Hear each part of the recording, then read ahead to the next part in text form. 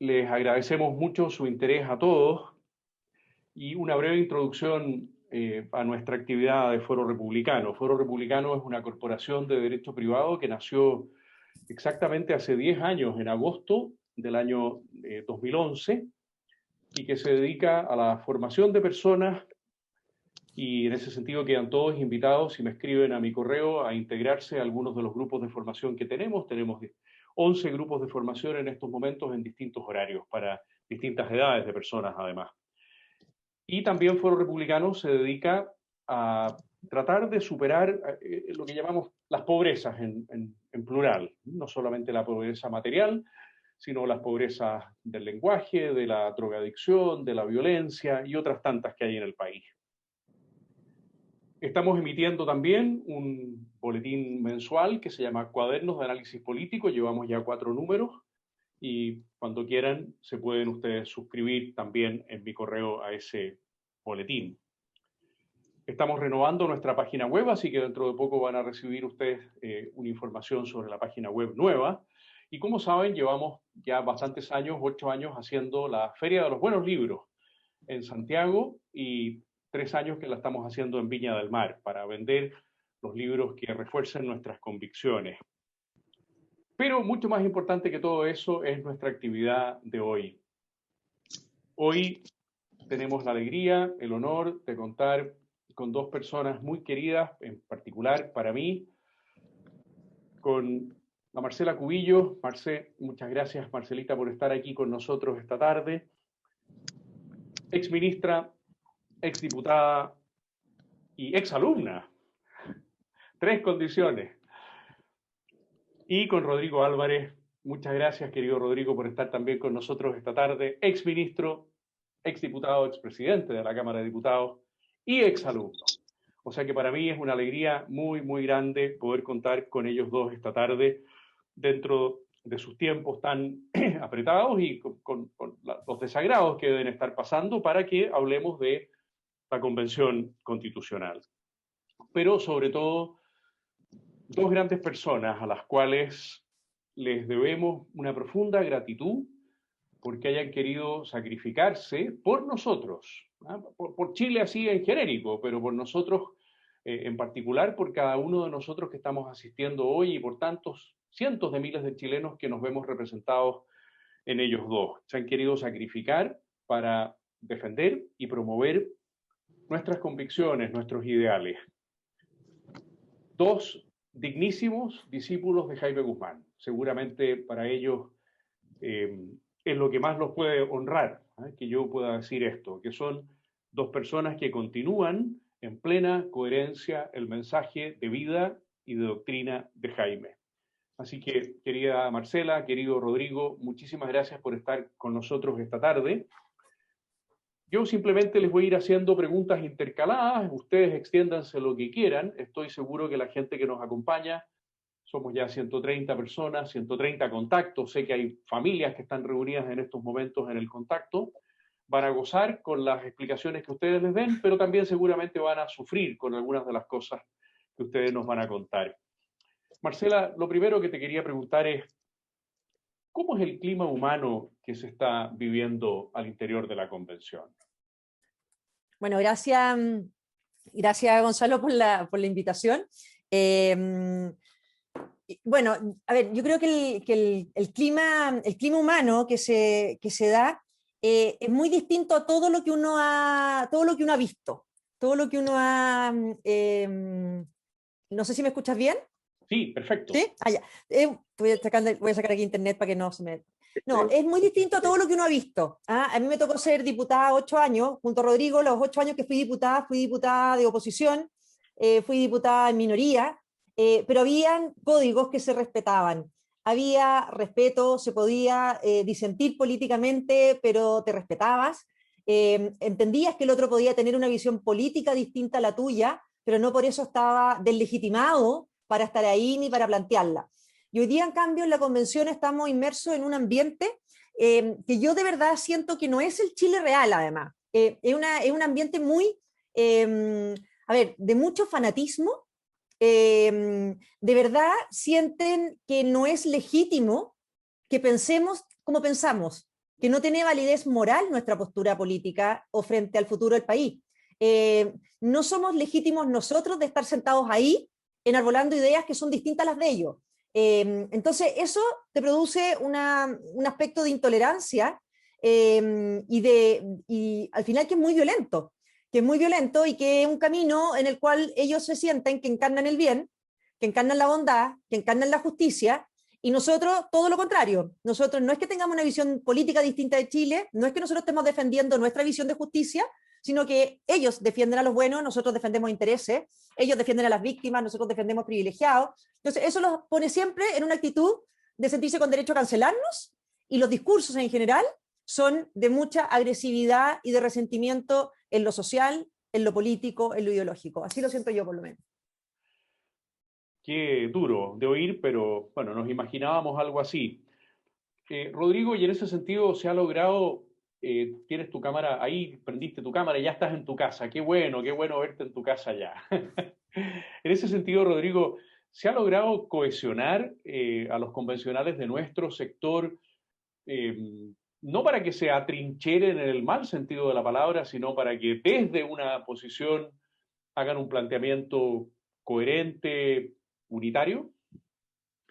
Primero, y muchas gracias por la invitación, Gonzalo, y por las palabras de introducción y todo el cariño que siempre nos muestra. Yo primero diría que siempre nos acostumbramos a que nos pongan chapas, nos pongan nombres. Uno de los nombres que le han empezado a poner a la derecha es que estamos atrincherados. Y yo al menos siempre recuerdo decir, mire, la cantidad de batallas que se ganaron, la cantidad de guerras que se ganaron por atrincherarse bien al principio y después organizarse y ordenarse, y a partir de ahí lograr construir un discurso muy bueno, son muchas mayores que las que saliste apresuradamente a actuar al desbande, como lamentablemente de repente algunos quieren. No estamos atrincherados primero. Yo puedo nombrar 5 votaciones en que nosotros estuvimos dispuestos a entregar nuestros votos a cosas correctas que estaban planteando otros grupos, pero hasta ahora no hay ninguna importante que otros grupos hayan querido votar por nosotros. Después nos reconocen que teníamos buenas ideas o que teníamos buenas propuestas, pero como decía la Marcela, con una visión ideológica te dicen, tenías razón, tú tenías razón en esto, pero no puedo votar por ti todavía. Si hemos formado un grupo, yo creo que hay un grupo de unos 20, 21, muy, muy unido, muy bien, que ya está trabajando muy bien en términos formales y políticos ahora, y que va a después trabajar muy bien, yo creo, en los temas de fondo, que son realmente relevantes. Y en general, salvo un episodio esta semana en relación a la vicepresidencia, hemos logrado tener un grupo de 37, 35, 34, dependiendo del momento y la votación, bastante bien. Es indispensable, el resultado electoral es tan malo que no solo no tenemos el tercio, más allá que eso hubiera sido una palabra estrategia, sino que ni siquiera tenemos el cuarto para recurrir a la Corte Suprema. Entonces hay que ir construyendo a poco. Primero hay que lograr que estos 34, 35, 36, 37, con personalidad y visiones políticas un tanto complejas, logren actuar juntos, y después con la Marcela y otros trataremos de construir de a poquito lo que nos pueda llevar a un tercio. Pero a ver, para 3 o 4 semanas, salvo el episodio de la vicepresidencia esta semana, yo creo que hemos andado razonablemente bien. Qué bueno, gracias, Rodrigo. Marcela, ¿qué impresión te ha formado de la lista del pueblo? ¿Se puede ya decir exactamente qué es la lista del pueblo o todavía es un misterio? No, es un misterio. No sé, no lo hemos conversado con Rodrigo, pero es un misterio. O sea, yo siento que fue una genialidad electoral, el nombre del pacto, la forma en que se estructuraron, pero están agrupados gente muy distinta. Y yo creo que muchos de ellos no entendían bajo qué estaban agrupados. Bueno, ya hemos visto que 2 han salido, ¿no es cierto?, de esta lista del pueblo. Y ahí el resto, obviamente que el que lo coordina, y los que lo coordinan, y los que están a cargo de ellos, están muy ideologizados y son claramente la izquierda más radical que hoy día existe al interior de la convención, y la menos institucional, porque no es el Partido Comunista. Claro, uno sabe lo que piensa, ¿no es cierto?, de manera muy extrema, pero es dentro de muy institucional. Entonces, también ahí es divertido, tanto nosotros como ellos queremos combatir la arbitrariedad con la que se conduce esta mesa, por ejemplo, el Partido Comunista y nosotros, los dos queremos reglas claras para este tema. Y la lista del pueblo yo creo que todavía no tiene un perfil claro, ni en contenidos, ni en nada. Yo creo que lo que hace la lista del pueblo hoy día, por ejemplo, en que van de nuevo estos constituyentes disfrazados, ¿no es cierto?, esta tía Pikachu, el dinosaurio y todo, yo creo que demuestra la incomodidad que tienen frente a tener que insertarse en un esquema de trabajo que no les es cómodo ni para el cual yo creo que estaban preparados. Lo de ellos es la protesta, lo de ellos es la manifestación en la calle. En ese es el terreno que se sienten cómodos, no metidos dentro de un trabajo que mal o bien va a ir tomando ciertas formas, creo. Misterio grande. Rodrigo, y hay sectores de la centroizquierda tradicional, de la antigua Concertación, que son conscientes, es un sector chiquitito, ya sabemos, pero que son conscientes de la gravedad para la democracia, para el futuro de Chile, que significa que la convención funcione en términos casi anárquicos. ¿Son conscientes gente del PPD, el demócrata cristiano, algunos socialistas? Yo creo que ellos, algunos independientes, algunos de independientes neutrales, un par también que fueron en el flujo de la lista del pueblo, pero son poquitos, son 20 a lo más, ¿eh? Empiezan a tener un grado de preocupación, empiezan a tener un grado de comentarios, nos hacen a nosotros muchos comentarios, pero todavía no se produce o no sé como consecuencia ningún cambio sustancial ni en sus votaciones, ni en sus definiciones, ni en estrategia política. O sea, la cantidad de personas que se nos acercan a la Marcela, a mí, de este grupito, y que te cuentan, te dicen, oye, pero ¿hasta cuándo las situaciones absolutamente desmedidas para los pueblos originarios?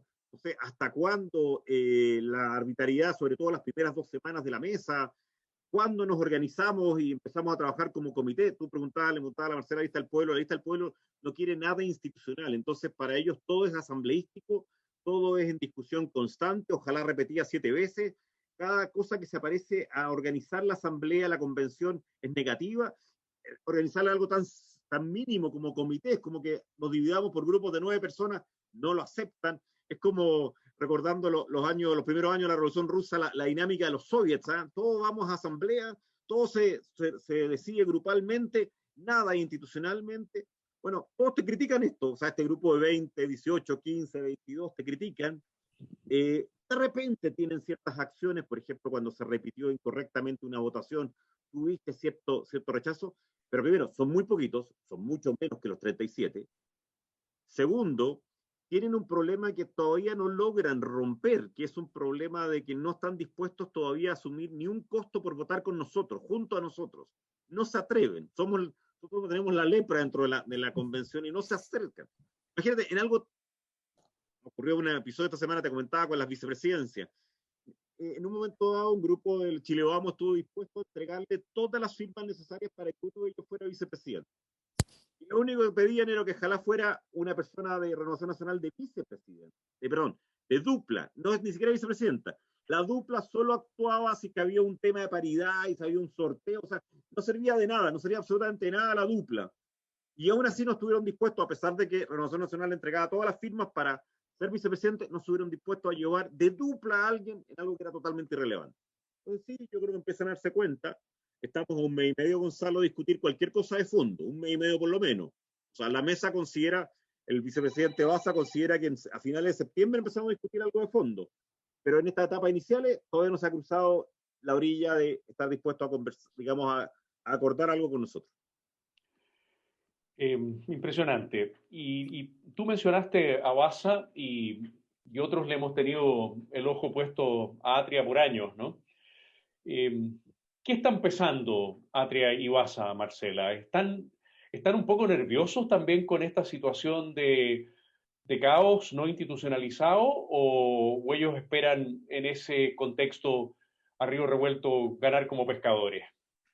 No, yo tiendo a pensar que están más bien nerviosos que contentos con este escenario. Uno en general ha visto muy poco protagonismo de Atria en esta semana, y de Baza partió la primera semana tomándose la convención, y después de las críticas de que la presidenta Loncón estaba como decorado y el que conducía era Baza, hoy día hemos visto un vuelco completo en que Baza prácticamente no habla. La que dirige casi todo, aún con los errores que comete, es Loncón. Entonces, yo siento que de verdad quienes como Atria y Baza quieren de verdad sacar una constitución, equivocada a juicio nuestro, ¿no es cierto?, pero quieren sacar una constitución, este escenario, este esquema, esta correlación de fuerza, lo que le está pasando también junto al Partido Comunista, en que ya se ve una tensión muy fuerte entre ellos, de oponerse y de confrontarse permanentemente, no los tiene cómodos ni los veo cómodos. Y lo que sí se está instalando, quizás que me faltaba agregar cuando tú me preguntabas por el ambiente interno, que me acordé después, hay algo que también es muy peligroso, creo yo, es que se instaló en la convención la división en identidades de una manera brutal, que la veníamos viendo, ¿no es cierto?, en Chile ya culturalmente en los últimos años, pero hoy día ya se está traduciendo en forma de funcionar. Nada se hace sin que sea una cuota, sin que sea una identidad de mujer, identidad de género, identidad de pueblo originario, al nivel que ya es la ridiculez máxima. O sea, ayer estábamos discutiendo en la Comisión de Reglamento un tema de las coordinaciones, de las subcomisiones de la Comisión de Reglamento, no sé qué, y los coordinadores, entonces te piden escaño reservado. ¿Ah? Entonces, si alguien pregunta, bueno, pero ¿por qué no puede ser una cuota para algún convencional indígena, pero que no haya llegado con escaño reservado? No, de los pueblos originarios. Entonces, todo está metido en divisiones. Entonces, uno piensa, esto es un problema para funcionar ahora, pero es un problema muy grande para el texto que quieren construir, porque efectivamente va a ser un texto que divida a los chilenos de una manera brutal y que se aleja de la democracia liberal que conocemos. Gonzalo, ¿me dejas complementar eso? Porque creo que pero lógico, faltaba más. Los elementos más importantes, con la Marcela nos reímos porque nos tocan muchas conversaciones con amigos, así, o con personas que están preocupadas, y cuesta, la Marcela lo decía en la primera respuesta, cuesta mucho lograr explicar lo que uno está viendo y lo que está viviendo, ¿eh? Porque es absolutamente inusual. Alguien ponía por ahí, probablemente es lo más similar a la FECH en sus tiempos de hace unos 5 años atrás, ¿eh? Mira, piensa tú una convención donde hay 5 izquierdas, o sea, 5 grupos que alcanzan más o menos 90 convencionales, que no tienen problema de sacar el centro, es decir, izquierda, somos de izquierda, 5. Partido Comunista, la Lista del Pueblo, Frente Amplio, buena parte de los pueblos originarios y un grupo independiente. Izquierda, punto. No lo maquillemos con centro izquierda, no, somos de izquierda, esto lo dicen. Son 90. ¿Ah? Después hay un segundo grupo que son los 25, 30, que son la centro izquierda. El colectivo socialista, que es la forma que le llaman ahora al Partido Socialista, la antigua Concertación, que son 6, los independientes no neutrales y algunos independientes. O sea, 5 izquierdas, 4 centro izquierda. Y después saltamos a nosotros, ¿eh? Y lo que tú ves estas primeras semanas, pero sobre todo las últimas 2 semanas, como muy bien decía Marcela, es una lucha de hegemonías de la izquierda. Tú que eres un gran historiador, estás viviendo, por suerte todavía sin guillotina, los primeros 3 años de la Revolución Rusa, los primeros 3 años de la Revolución Francesa, donde las izquierdas se enfrentan por quién es hegemónica. Las primeras 2 semanas pudieron ponerse de acuerdo, pero las últimas 2 semanas ha sido una lucha y tensión constante, ya desatada desde la primaria. La primaria cambió totalmente el escenario interno de la convención. El Partido Comunista hoy día está junto a los sectores de pueblos originarios y a la Lista del Pueblo, enfrentado con todo al Frente Amplio. Entonces, ¿qué hacen ahí? Baza, Atria, etcétera, que quieren sacar, como dice la Marcela, una constitución. Empiezan a tratar de institucionalizar un poquito esto, a buscar ciertos aliados, a usar más ya al colectivo socialista, que la primera semana no lo pescaban para nada, y son 10 votos, a crear esto de que la mesa la integren todos, salvo el Partido Comunista. Se esmeran y el diseño al final no integra al Partido Comunista. Nos invitan a nosotros. Hoy día tuvimos la primera reunión de la mesa y es cómo trabajamos juntos, cómo hacemos cosas correctas, porque empiezan a preocuparse de que esto no fluya adecuadamente. El fluir va a llevar a una condición muy mala, quiero decir, pero al menos es la condición que ellos creen. Y se dan cuenta que acá hay una batalla política también al final por el control de la convención. Batalla política que hasta ahora, estimado Gonzalo, la Marcela y yo miramos desde la gradería y poco menos que vamos a pedir palomitas de maíz mientras están peleando los demás, porque tampoco tenemos mucho que actuar. Pero lo que se ve en la convención en las últimas 2 semanas, como en un... voy a agregar un detalle más. En una de mis conversaciones, yo converso mucho con los comunistas, en una conversación de los primeros días, 2 días, uno de los comunistas me dice, tranquilo compañero, en un mes ordenamos esta cuestión. Ah, ordenamos para la izquierda, no para nosotros, digamos. Pero esa lucha hegemónica por la izquierda. La pregunta que te iba a hacer justamente, Rodrigo, y ya que acotaste lo que decía la Marcela, me tocaba contigo, así que sigo contigo y dejamos a la Marcela para unos minutos más. era exactamente esa, fíjate, la tenía escrita aquí, pero iba al fondo. Decía así la pregunta. ¿En qué temas crees tú que las izquierdas van a entrar en conflicto, en qué temas de fondo van a entrar en conflicto entre ellas cuando ya, si es que se puede, se entre a discutir materias de fondo? Yo siempre he pensado, por ejemplo, que en materia de Fuerzas Armadas va a haber una disputa entre ellos radical. Es un ejemplo que se me ocurre. ¿Hay otras materias ya en el capítulo primero de la eventual constitución en que las izquierdas simplemente no van a poderse poner de acuerdo, Rodrigo? Primero, vamos a vivir todavía 2 meses de ponerse de acuerdo en las formas. ¿Ah? No, Ok. es que es bien importante. No, es que te quiero agregar una cosa. Y es bien importante porque yo creo que parte de esa también es la estrategia de parte de la izquierda. ¿Eh? O sea, cuando uno habla con sectores del Partido Comunista, la lista del pueblo, te dicen que ellos están esperando un muy buen resultado en la parlamentaria para cambiar todo esto. Y que no tengamos plazo, y que seamos asamblea permanente, que no tengamos los 2 tercios, etc. Entonces, como te digo, todavía vamos a vivir varias peleas políticas de forma y de estrategia nacional antes que ir al fondo. ¿Ah? Yo creo que la estrategia del Partido Comunista era ganar con Jadwe y cambiar con un parlamento distinto todo. Por eso es tan importante hoy día la elección parlamentaria. En materia de fondo es difícil todavía predecirlo. Por ejemplo, hay parlamentarios del Partido Comunista y la lista del pueblo, o sea, convencionales, que han dicho que para ellos, Hugo Gutiérrez es uno de los que ha dicho, el tema de las Fuerzas Armadas es central. Sacar las Fuerzas Armadas, por ejemplo, de la Constitución es central. Pero cuando tú empiezas, y yo he tenido la oportunidad de conversar con hartos, y lo hice incluso en el periodo antes de asumir, con hartos constitucionales, tú te das cuenta que uno de los problemas que va a haber para el fondo es que este es un popurrí de intereses, múltiples voces, múltiples intereses. O sea, por ejemplo, cuando tú preguntas qué es la lista del pueblo, de repente la lista del pueblo son 3 personas cuyo tema central y absoluto es el feminismo.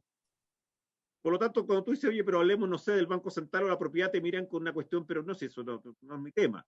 Para otras personas el tema absoluto y total es el agua, pero el agua, el derecho al agua. Para otras personas su tema absoluto y total es la descentralización. A otras personas le da exactamente lo mismo. Uno de los vicepresidentes hoy día dice, mira, mi único tema ahora es lograr soltar a los presos políticos. Entonces, pero hablemos del futuro. No. Entonces, es difícil de predecir dónde van a estar esos enfrentamientos de fondo, Gonzalo, porque estamos primero lejos de haberlos conversado, lejos de discutirlo. Segundo, porque son múltiples, absolutamente múltiples. Entonces, esto hace mucho más complejo la tarea nuestra, porque como lo hablábamos ayer con la Marcela, alcanzar los 2 tercios para algo constructivo es súper difícil, porque todos piensan distinto en múltiples cosas. El otro día una de las personas que casi emocionada me decía que para ella era muy, muy importante sacar de nuestro escudo nacional el lema por la razón y la fuerza, una constituyente de la lista del pueblo. Y yo le decía, oye, pero eso no está en la Constitución antigua segunda, un emblema, pero no. Entonces yo esperaba una reacción intelectual, decía, oye, muchas gracias por avisarme, me iba a hacer el loco. Y dice, gracias por avisarme, porque entonces ahora sí va a estar en la Constitución el escudo nacional, y sí vamos a decir que es sin, por la razón y la fuerza. Ese es el ambiente. Se entiende. Marcela, ¿y qué podemos hacer nosotros, los ciudadanos de a pie o de a caballo? Porque algunos de los que asisten son de a caballo, otros somos más de a pie. Para ayudarlos a ustedes, ¿qué tareas comunicacionales o intelectuales podemos realizar de tal manera de que ustedes experimenten no solo el afecto, sino también eso, el apoyo comunicacional y haya más eficacia en lo que pueden hacer? ¿O por ahora simplemente debiéramos tomar palco y esperar a que se entre al tema de fondo? Yo creo que hay 2 etapas. Yo creo que en la primera etapa es súper importante instalar que quienes tienen la responsabilidad de sacar adelante esto son quienes ganaron esta elección, quienes tienen las mayorías, etc. O sea, que ellos están a cargo. Y eso nosotros lo hemos dicho mucho, ¿no es cierto? Que a diferencia de lo que ha ocurrido en los últimos 30 años, no le pueden echar la culpa ni a la derecha ni a la centroizquierda. O sea, ellos tienen los votos para sacar la constitución que quieran, para dirigir esta convención como quieran. Entonces, uno ve todavía un cierto intento de seguir culpando a la derecha de los males que están experimentando ellos en la convención. Y cuando uno dice para afuera, oye, si no tenemos votos ni para obstruir, o sea, ni para molestar tenemos votos. Entonces, primero yo creo que es muy importante que se instale la responsabilidad de quienes están a cargo de esto, porque esta vez, si sale algo malo de ahí, no le pueden echar la culpa a nadie más que a ellos mismos. Yo creo que eso por una parte. Y lo segundo, creo yo que es fundamental rodear la convención como sociedad civil. Como sociedad civil. Rodearla en serio, porque yo creo que la única arma que tenemos es la del sentido común y la de probar y comprobar y confirmar cada vez que hay libertades que están arraigadas en el Chile real, que no están representadas en este marco de esta convención. O sea, creo que es fundamental todas esas defensas desde el ciudadano común, de muchas libertades que la gente valora y que esta gente con una agenda tan maximalista va a pasar a llevar. Yo creo que aquí puede pasar lo mismo que pasó en el segundo gobierno de Bachelet con las reformas educacionales. El Frente Amplio se inquistó en el Ministerio de Educación, tenían los votos para inventar en un laboratorio una reforma educacional, la inventaron, la diseñaron y la aprobaron, a pesar de que todas las encuestas le decían que los apoderados, los profesores, etcétera, estaban en contra. Pero ellos se marearon porque tenían los votos y la sacaron adelante. Y a la elección siguiente perdieron la elección. Entonces, creo que es fundamental que le vayamos metiendo desde fuera esta presión, porque lo que hay ahí no es el chileno tipo. O sea, uno sale una cuadra de la convención.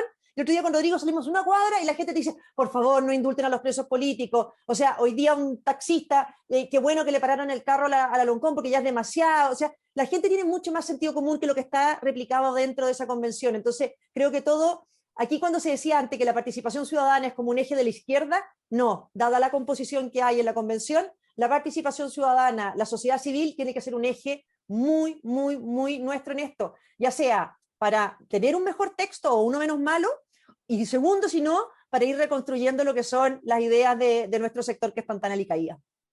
Y en ese sentido, Marcela, la disputa por la transparencia y por la presencia de la prensa es muy sintomática, ¿no es cierto?, de cómo ustedes, nosotros hemos estado a favor de que se vea la realidad lamentable de lo que está sucediendo y ellos preferirían que se oculte, ¿no? ¿Estoy en lo correcto? Sí, y ahí hay una cosa bien de fondo también, porque cuando uno dice, si no querían dejar entrar a los periodistas ahora, ¿de qué manera van a regular la libertad de prensa en la Constitución? Porque al principio nos decían que era un tema de aforos, y después cuando ya se solucionó el tema de aforos, porque cambió de fase, ¿no es cierto, Santiago? Salieron con la firme. El Partido Comunista en eso es tan transparente, ¿no es cierto? Y dijeron, en el fondo no queremos que la prensa entre a hacer periodismo, porque si entra acá va a empezar a interpretar, va a empezar a seleccionar, va a empezar a... Entonces ellos preferían, dice, basta el streaming porque si no, no. Entonces, o querían que Televisión Nacional transmitiera en completo, forma permanente, la convención permanente, que tuviera una señal para eso, o que no tuvieran libre acceso. Entonces, yo creo que todo esto coincide con lo que era el discurso, ¿no es cierto?, de esta izquierda más radical en contra de la libertad de prensa, y por eso era fundamental dar la pelea, porque yo creo que la gente tiene que empezar a ver que como dirigen la convención es como gobiernan y como el texto que van a hacer. Cuando a nosotros nos quieren aplastar por pensar distinto, bueno, pongamos cuidado cómo va a quedar regulado la cancelación, el negacionismo, todas esas cosas en la Constitución, porque no nos van a respetar la libertad de expresión hoy día los convencionales, mañana cualquier chileno. Totalmente de acuerdo. Y en ese sentido, Rodrigo, ¿qué temas va a ser, tú crees, factible, yendo ya al fondo, con la ilusión de que algún día, por mí que no se discutiera ningún tema de fondo y no hubiera ninguna constitución futura, ¿ah? Pero en fin, ya, parece que la dinámica en algún momento va a conducir a que haya una discusión de los temas de fondo. ¿Qué temas de fondo crees tú que vamos a lograr defender o nos tenemos que poner en un escenario muy catastrofista respecto, por ejemplo, de libertad de enseñanza? Vámonos, dejemos vida, familia, vámonos a libertad de enseñanza, que la Marcela la mencionaba la pasada. ¿Tú crees que vamos a ser capaces de mantener un sistema de provisión mixta o que vamos a ir al estatismo completo? A mí me encantaría poder contestar algo de fondo, Gonzalo, pero no, es que es sorprendente, porque ya vamos a cumplir un mes. Imagínate, están pensando cómo celebran el próximo miércoles el mes de la convención. Llevamos un mes. Y si tú me dices, tengo más claro lo que va a desarrollarse en el fondo, no lo tengo más claro. Yo esperaba tener más pistas. Los primeros días fueron muy hostiles, entonces muy poca posibilidad de conversación, o muy dedicados a temas más políticos. Primero hay que decir que esa centroizquierda o esa izquierda de Atria, de Baza, tiene un montón de cartas por jugar. Lo hablábamos el otro día también en un grupo. Imagínate te hacen una constitución mala, pero no tan mala, con un capítulo de reforma facilísimo. Entonces tú dices, defendí algunas cosas, sacamos adelante algunas cosas, no te preocupes que en 18 meses, con un capítulo de reforma te meto 10 reformas más. Eso, perdona que te interrumpa, eso es la tesis de Atria en el otro modelo. En el otro modelo, Atria sostiene que las constituciones deben ser reformadas por mayoría absoluta. Exactamente. Y punto. Exactamente. Yo creo que a veces la vanidad y las ganas los van a perder, pero si Si yo fuera estratégico, yo estaría pensando en redactar en 6 meses una constitución. No hagamos una constitución mala para nosotros, no tan buena para ellos, y en 18 meses más la cambio, y en 3 años más la cambio, algo que hizo Venezuela también en esto. Entonces, yo no sé cuál va a ser la profundidad, el nivel de fondo. En segundo lugar, hay también una segunda carta que tienen, y que se las decía el otro día una ex convencional boliviana. No hablen en difícil, hablen en títulos, que después la ley haga lo que quiera. Y a nosotros nos lo están diciendo cada rato. Ayer la Malucha Pinto consideraba que el lenguaje, que a los abogados teníamos que hacer un mea culpa y hablar distinto, porque el lenguaje jurídico era hostil, agresivo. Entonces, decía, perdón, estoy construyendo estoy redactando, pero te lo dicen, no, ni siquiera te lo dicen con rabia. Esta parte no era con rabia, esta parte era un espíritu muy simpático, ¿cierto? Esta jerarquía, ¿por qué nos sentamos en círculo y conversamos mirándonos los ojos y sin lenguaje enredado? Entonces, la segunda alternativa tampoco es una constitución que tenga puros títulos. Si entramos más de fondo, hay una tercera alternativa que tienen, que es que tengan la constitución redactada. Y que estemos 4 meses, 5 meses peleando tonterías, y al final cuando dice, oye, nos quedan 6 meses, esta es la propuesta. Y sea es muy factible eso, es muy factible. Y yo creo que parte del aburrimiento de Atria ahora es porque lo único que quiere es entrar a hablar del fondo. Y se da cuenta que no puede. ¿Y está aburrido, Atria? Sí, está aburrido. O sea, no, pero parte de todo un terreno que tiene un rol mucho menor del que hubiera esperado en este primer mes. O sea, está bien. ¿Por qué? Porque yo creo que está esperando ser la estrella en el momento importante, que el fondo. En esta etapa es casi una cosa menor. Entonces, como hay como 4 cartas antes de que podamos llegar a discutir el fondo. Okay. En el fondo, claro, uno encuentra gente sensata, pero te reitero, gente sensata que hasta ahora a lo más nos da para el tercio, o sea, para parar algún gol, para parar un penal, pero no para meter ningún gol. Y como bien me corregía el otro día la Marcela en una intervención que tenía toda la razón, ella no yo. Después te lo pueden cambiar igual, digamos, te pueden cambiar por ley simple, te pueden alterar alguna cuestión. Entonces, tú puede que logremos, yo tengo en mi cabeza un grupo de intransables, que son las cosas que digo, esto lo voy a defender hasta el final, incluso si el final con la bandera al tope, bueno, será.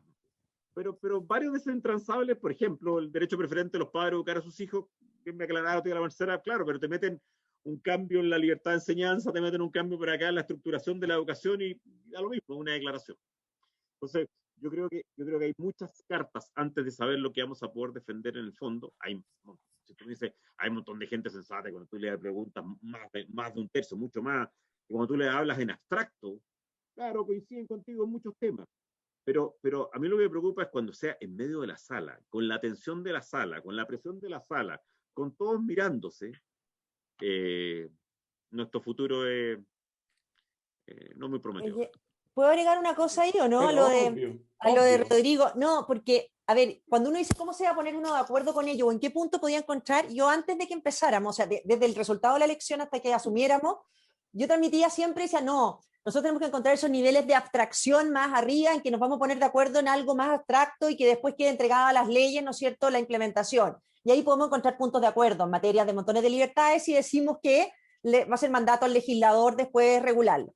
Pero eso, después de llevar un mes en esta convención, con este ambiente y con esta composición, va a ser imposible, porque como dice Rodrigo, esto va a tender a ser un maximalismo completo, o sea, no va a mantenerse en esos niveles de abstracción, te van a ir poniendo cuanto colgajo existe y además el lenguaje de manifiesto. Yo creo que de verdad lo más complicado va a ser eso, porque uno decía ya, cuando estemos redactando, cuando la consigna se transforme en un artículo, ¿cómo no vamos a encontrar puntos de acuerdo? Decía yo. Cuando ya bajemos de las consignas, redactar un texto jurídico. Bueno, así como vamos, no se va a redactar en términos jurídicos, la quieren redactar en términos de manifiesto.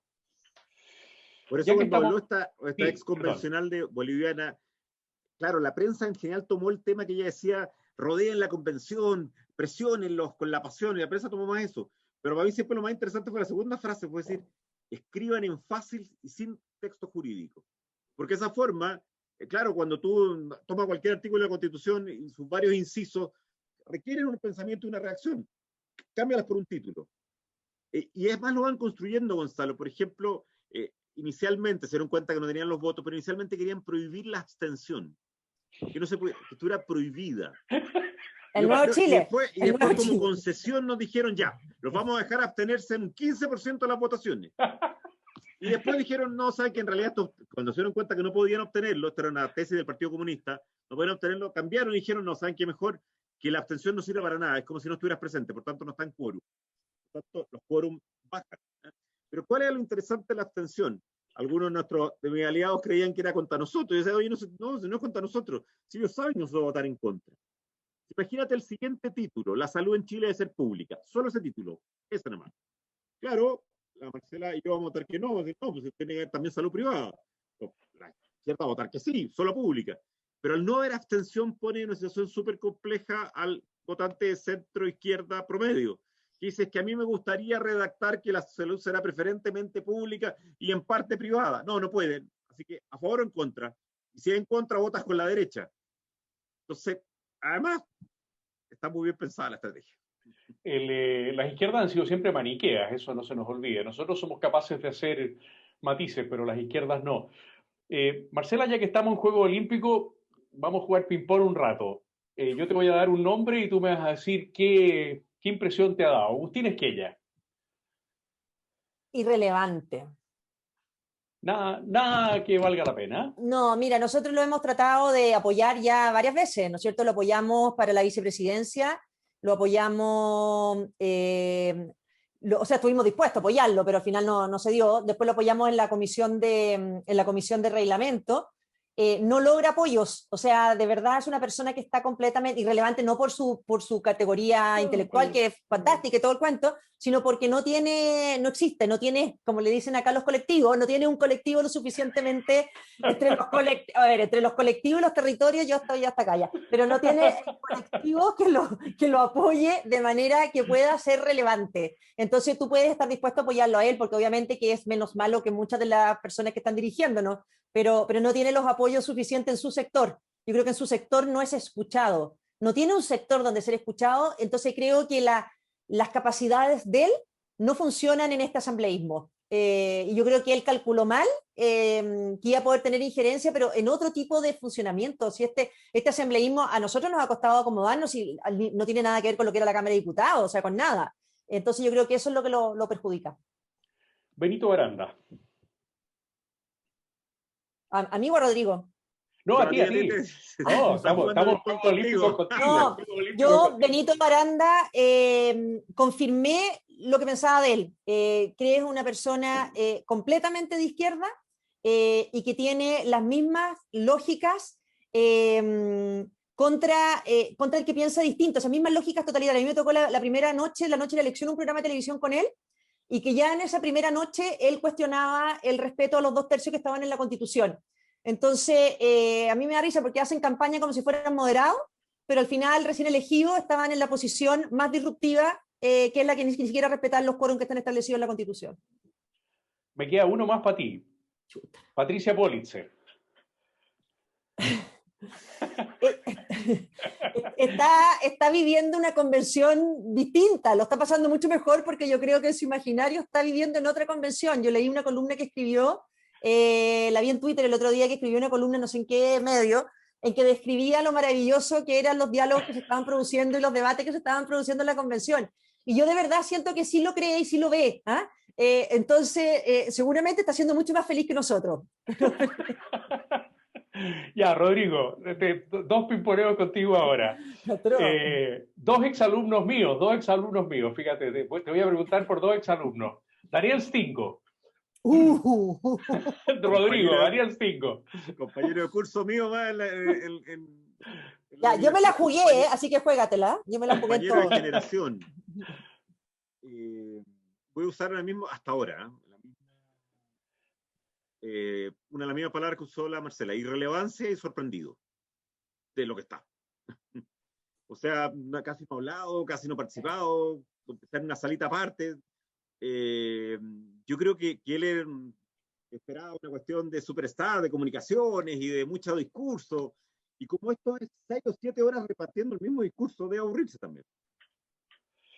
Y después una persona a la que yo le tengo gran afecto y que me sorprendió muchísimo su giro, porque yo pensé que había incidido en su formación. Ya la Marcela sabe quién es, digamos, ¿eh? Y de la noche a la mañana También sé. Veo que la Maya Alves está en el Frente Amplio. ¿Qué pasa con la Maya Alves? Profundamente convencida del feminismo y del medioambientalismo. Son como tú me preguntabas de temas, para ella son los dos grandes temas. El agua por el medioambientalismo y el feminismo, muy fuerte. sensatez conduciendo una comisión compleja como es reglamento. Y le echa la culpa a su profesor de Historia del Derecho, de su vuelco. De que no fue lo suficientemente claro y enérgico. Pero ¿se puede contar con ella en algunos temas sensatos, digamos? ¿O está completamente...? Pero hasta ahora han sido sí. Ha habido un par de cosas formales en que se ha puesto sensata. Pero te insisto que después de que se produce una ola muy fuerte.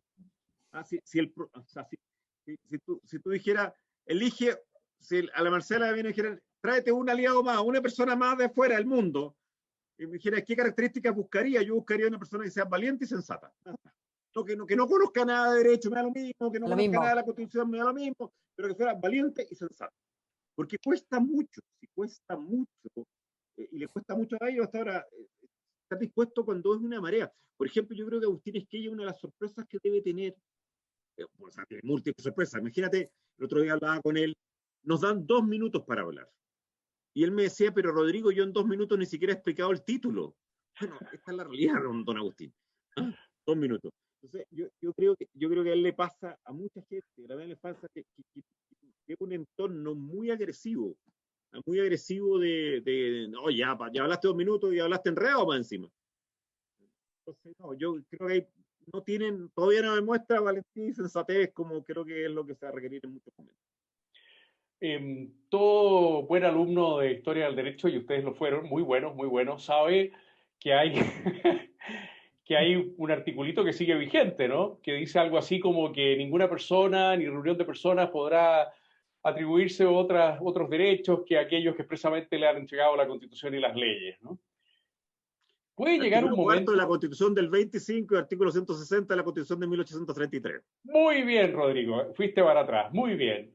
Puede llegar un momento, perdón que lo planteé en los mismos términos en que lo planteé en una columna del Mercurio, en que alguien haga algo para poner orden jurídico, si la convención se arroga, como en algún momento quizá ya lo ha hecho, derechos y atribuciones, porque los actos son nulos y además acarrean responsabilidades. ¿Qué crees tú, Marcela? No, yo creo que no. O sea, si tú me preguntáis que va a pasar algo que yo no veo, a ver, yo creo que para nosotros es tremendamente importante lo que ocurre en la elección parlamentaria. Creo que es lejos la más relevante de todas las que tenemos por delante. Porque si el Frente Amplio o la izquierda radical agarra el poder total, ahí sí que no tenemos nada que hacer. O sea, si perdemos el tercio en el Congreso, ahí nos podemos ver enfrentados no a lo que dices tú, sino que a que ese pasar a llevar facultades se legitime, además se legalice, no se legitime, se legalice, ¿ah? Que le construyan la constitución acorde a una asamblea constituyente como la que de verdad quieren. Entonces veo con una tremenda preocupación la elección parlamentaria, la falta de candidatos, los malos resultados electorales que hemos tenido, la falta de autocrítica de los partidos políticos que siguen como con piloto automático a pesar de haber ido en derrota en el fondo.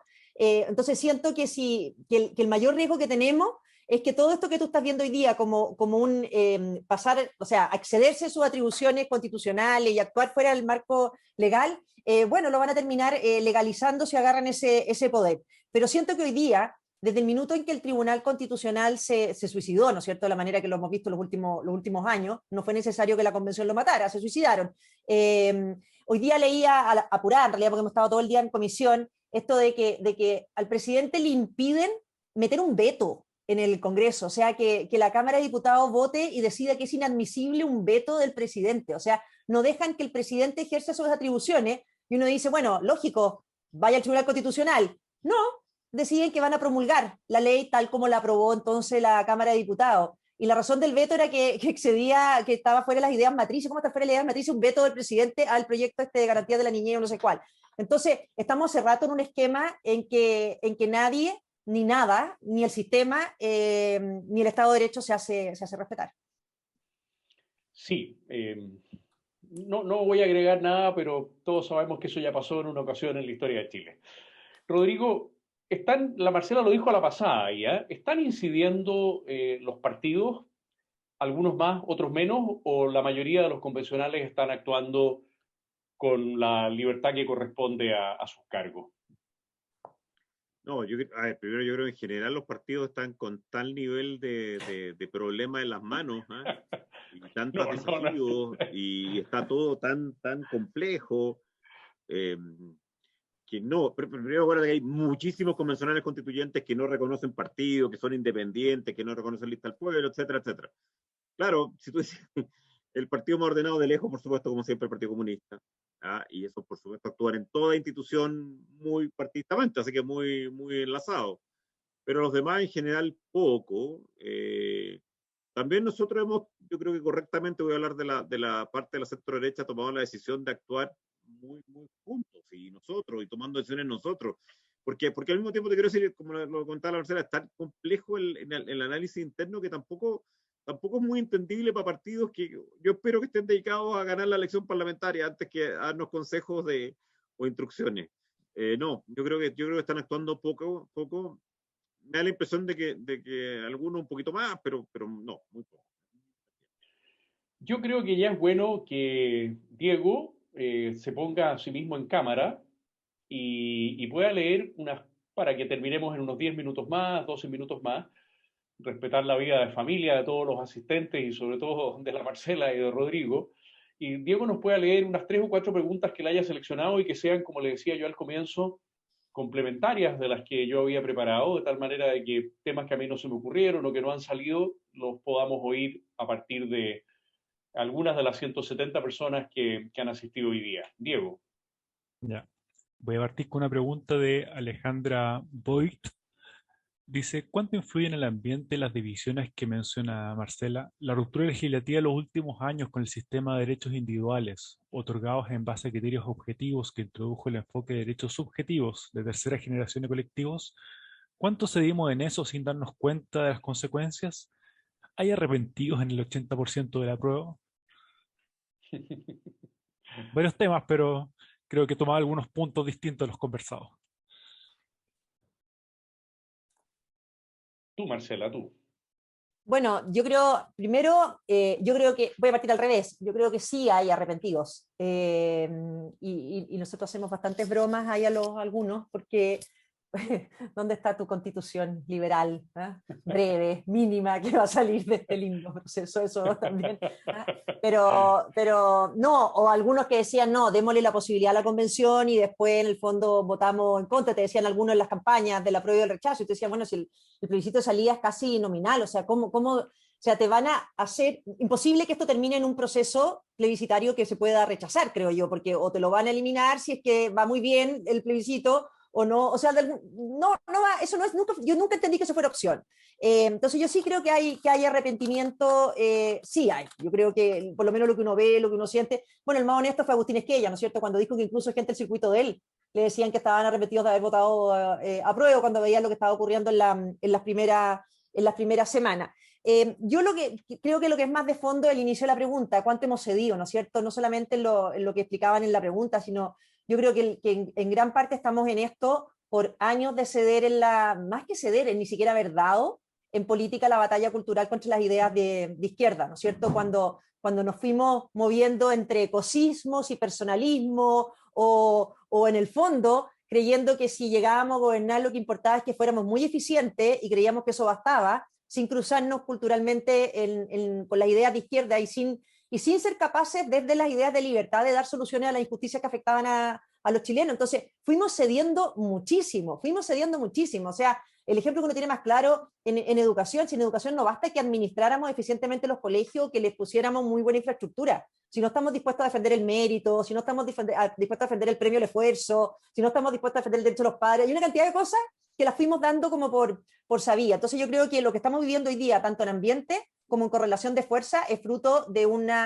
no dar una pelea cultural bien dada a ideas, y creo que además eso es bien inmoral también, que no lo hayamos hecho, porque en el fondo se van construyendo soluciones que sabemos que no traen mayor justicia, que no traen mayor bienestar, y hoy día remontar eso cuesta mucho más. Y creo que además hemos perdido una batalla cultural en el sentido de cómo la derecha vive acomplejada frente a una izquierda que le dice que ellos son peores éticamente. O sea, esa es la cosa que yo no puedo entender. O sea, no puedo entender que la derecha actúe como si tuviera que darle como si que la izquierda al frente tuviera que darte a ti un certificado de buena conducta. O sea, como diciendo, yo no les reconozco autoridad moral a ellos en derechos humanos, en combate a la pobreza, en mayor justicia, pero en general la derecha se siente con ese complejo y nos han logrado meter ese complejo. Y eso hace que siempre estemos en un plano de desigualdad para enfrentarnos, que hoy día nos cuesta mucho remontar. Gracias, Marcela. Diego, una segunda pregunta. Sí, la Para segunda es Rodrigo. de Magdalena Moncada. Ella plantea en el fondo, en base al resultado de la última elección, si hay esperanza para la derecha, habrá que repensar las alianzas electorales, habrá que reconfigurar los partidos, prácticamente cómo miramos hacia adelante con la estructura y las alianzas que tenemos hoy en día en la centroderecha. ¿Qué te parece, Rodrigo? Aquí te quiero ver. En 1988, Gonzalo Rojas me hizo leer un artículo de Russell Kirk cuando dio un discurso en Hillsdale College en Estados Unidos, que aparece en la revista Razones, que en esa época llevaba Gonzalo. Y una de las frases más notables de ese discurso fue: en política nunca hay causas perdidas porque nunca hay causas ganadas. Cada día se renueva la batalla. Y eso tenemos que estar. Entonces, hay esperanza, al menos tenemos que luchar. Y tenemos que luchar con toda la profundidad y con todo el brillo que acaba de aclarar Marcela de cómo fuimos perdiendo nuestras ideas. Claro, parece para la izquierda cambiar el país es subir una colina, para nosotros subir el Everest. Pero hay gente que sube el Everest. Por lo tanto, mi primera reflexión es: ¿hay esperanza? Depende de nosotros, depende de cuánto luchamos. Yo he llevado desde la elección del 15 de mayo toda reunión con cualquier grupo humano, con cualquier grupo, etcétera, etcétera, con todas, todos y todes, ¿ah? Con todo el mundo. Yo lo único que le digo es: perdón, cuando me dicen, ¿qué hay que hacer? Ayudar. Rodear la convención, como dice la Marcela, con la sociedad civil. Opinar. No decir que esto es un cuento, no creer que esto, no, si una de las cosas que yo más detesto este mes es la gente que dice, no, si no va a ser tan terrible. Bueno, si no nos movemos va a ser terrible. ¿Y qué puedo hacer como gremio? Yo era presidente de un gremio y varios me han preguntado, ¿qué hacemos como gremio? Y dicen, no. Primero, pregúntate qué haces como gremio, y segundo, ¿qué vas a hacer tú personalmente? O sea, tú que eres economista, bueno, crea un grupo de 1000 economistas, como creo que alguien estaba tratando de crear, que defienda la autonomía del Banco Central. Y crea un grupo de 1000 papás que defiendan en Twitter todo el tiempo el principio que los padres tienen la educación, el derecho preferente de los hijos. En la comisión, por ejemplo, Gonzalo, he encontrado personas que me dicen, no, el Estado tiene el derecho preferente a educar a tus hijos. Porque tus hijos van a ser hijos tuyos menores de edad, 18 años, pero el resto la van a hacer del Estado. O como me dijo una convencional constituyente, está bien, tú tienes el derecho preferente a educar a tus hijos, salvo lo sexual. Porque las brutalidades que tú puedes enseñarle, como me dicen siempre Marcela, la Carol, no, en broma dicen blanco, heteronormado, etcétera, vas a meterle muchas tonteras en la cabeza a tus hijos. Así que, entonces, bueno, empezamos a darnos cuenta que claro, hay esperanza, poquita, pero siempre hay que luchar, siempre hay que pelear, siempre hay que intentar renovar esa fuerza, siempre hay que encontrar personas que a poco no se crean el cuento que los demás tienen superioridad sobre nosotros y tratar de luchar. No sé cuál es el nivel de esperanza, pero sí es lo que me motiva. Yo creo que lo que nos motiva a la Marcela a mí en esto, después de mucho tiempo, al menos tú sabes, yo llevaba 9 años alejado de la política, la Marcela estaba en un puesto mucho más intelectual como director de desarrollo. ¿Y por qué estamos dispuestos a una convención de estas características? ¿No nos damos cuenta de la importancia que esta batalla? Si nos estamos jugando realmente el futuro de nuestro país y de nuestros hijos. Ojalá todos lo entiendan. ¿Hay esperanza? No lo sé, pero sí tengo claro que en política nunca hay una batalla perdida porque nunca hay una batalla ganada. Como me recordaba otro día un convencional de izquierda, ¿qué dijo el presidente Piñera un mes antes del estallido social? Un mes antes. Chile vive en un oasis. Ahí tienes tu oasis. Claro, podemos que quizás un mes antes del estallido social decíamos, estamos bien, somos espectaculares como país. Y un mes después estábamos metidos en esto. Bueno, tratemos de convertir esto en que en un mes más, sí, o en un año más, o en 5 años más, o en 10 años más, sí tengamos una cosa distinta. Pero que nos va a costar mucho, nos va a costar muchísimo. O sea, no sé si hay esperanza, pero si logramos revertir esto va a ser muy, muy, muy duro, muy difícil y con mucho trabajo. Diego, muchas gracias, Rodrigo. Hagámosle una pregunta final a la Marcela y una pregunta final a Rodrigo y cerramos para que puedan desarrollar sus vidas familiares. Diego, una pregunta para la Marcela. Juan Hertz pregunta, ¿Hay señales que sugieran que la convención pretenda mantenerse en el tiempo como un cuarto poder? Yo diría que señales concretas no, pero aquí volvemos de nuevo a qué pasa si perdemos el Congreso, porque aquí hay que entender que lo que hemos visto durante este primer mes, ¿no es cierto?, ha sido más bien una convención, o la mayoría de los convencionales de esta izquierda más radical, mucho más interesados en la contingencia y en ejercer presión política que en redactar una constitución o hacer un trabajo constituyente. Entonces, el interés de mantener eso como una especie de asambleísmo permanente, claro que está. Si tú a eso le agregas el hecho de que tienes dieta, que tienes asignaciones, el interés por mantener en el tiempo algo así puede perfectamente estar presente en la mente de algunos. Yo creo que, de nuevo, va a depender 100% de la composición del Congreso. O sea, el mayor temor que uno tenía, y creo que es absurdo no seguir teniéndolo, ¿no es cierto? Cuando uno decía si gana Jadwe y gana el Congreso, y después entonces tiene una convención que le hace un traje a la medida para sus atribuciones presidenciales, para su periodo presidencial, para todo, bueno, eso sigue estando presente, ¿no es cierto? Si gana Boric, si la derecha pierde el tercio en el Congreso, tienes una convención en que le puede hacer un traje a la medida al presidente, a las instituciones. Yo no sé, Rodrigo, qué pensáis tú, pero independiente de la convención constituyente, yo creo que, dado cómo funciona la convención, creo que el Congreso unicameral está a la vuelta de la esquina. O sea, el afán de funcionar vía asamblea yo creo que ya es prácticamente una realidad. Yo creo que es muy difícil que se logre mantener en un texto constitucional un Congreso bicameral, por ejemplo.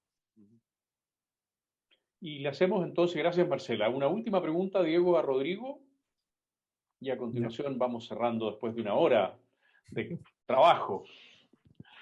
Sí.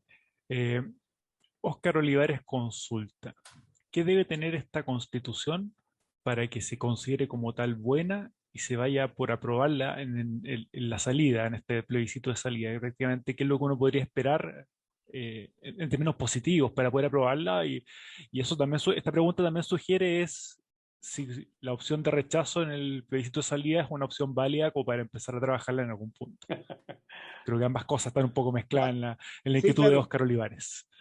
Lo último es súper complejo. Yo tiendo o sea, la gente no lee mucho los programas de un presidente, los candidatos presidenciales, que lea una constitución, sobre todo si una constitución que es la constitución contra Pinochet, como lo van a plantear, en que es de las grandes mayorías, en que trabajó todo el pueblo de la misma, y que probablemente no sea tan terrible. Yo creo que he pensado que es prácticamente imposible que ese plebiscito tenga algún sentido. O sea, no lo veo como estrategia. Yo no tengo muy claro cuál es la estrategia entonces, pero esa no la veo mucho, nunca la he visto mucho como ventaja. ¿Qué tiene que tener de buena o mala? Yo creo que lamentablemente acá vamos a entrar a quien me hace la pregunta en comparaciones relativas. Claro, todavía hay muchos que están en la prueba, sobre todo aquellos más buenistas que poco menos que imaginaban que, no sé, íbamos a hacer una suerte de Alexander Hamilton y Thomas Jefferson construyendo algo maravilloso, o James Madison, mejor, no Jefferson que no estuvo, pero no fue así. Entonces vamos a terminar con una comparación relativa de qué es una buena o una mala constitución. Yo cuando estaba en la época de la elección y algunos de mis hijos, uno que también fue exalumno de Gonzalo, yo le decía, yo creo que vamos a movernos entre una mala constitución y una regular constitución. Voy a hacer todo lo posible para que sea una regular. Hoy día me muevo entre una muy mala o mala, ¿no? Ni siquiera creo aspirar a una regular todavía, y creo que estamos muy lejos de eso. Pero va a ser en términos relativos, porque va a ser al final cuántos de aquellos intransables que te comenté o que les dije, logramos de alguna forma salvar. Pero vuelvo a una respuesta que a Gonzalo le causaba risa, porque es normal que te cause risa, que es que llevamos un mes y yo hasta un mes y medio más no me atrevo a comentar nada de fondo de la Constitución, que no tengo idea, no hemos hablado nada de eso. No sé cómo van a desatarse las razones o también desatarse la furia a partir de ese debate.